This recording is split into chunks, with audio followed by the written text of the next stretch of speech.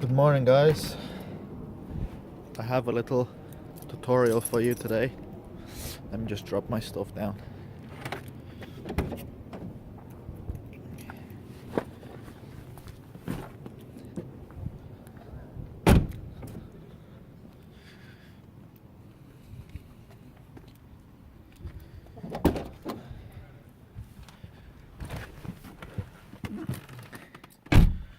Okay, so today we're gonna be resetting the oil indicator, the oil service indicator. So as you can see,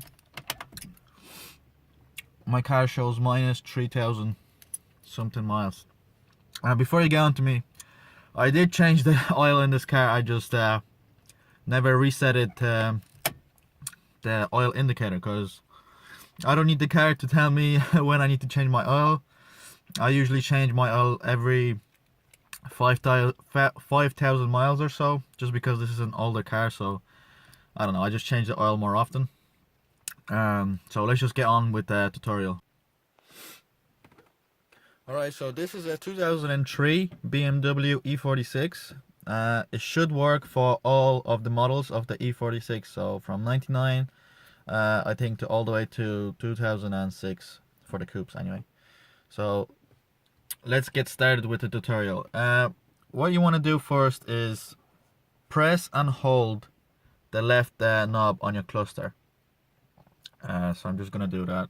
It's a bit hard with one hand, but okay, I'm just gonna press that in and hold it, and then turn the key into position 1 until you can see the test word there. So reset, you press it again and hold it until the reset button starts flashing, and now let it go, press it again, and there you go, guys. It reset it to 15,000 miles, and that's pretty much it. So let me just check, turn off the car, put it back in, and there you go, 15,000 miles. Next inspection for the oil. So I would recommend doing it a bit earlier, because this is an older car by now. So anyway, that's it for the tutorial, guys.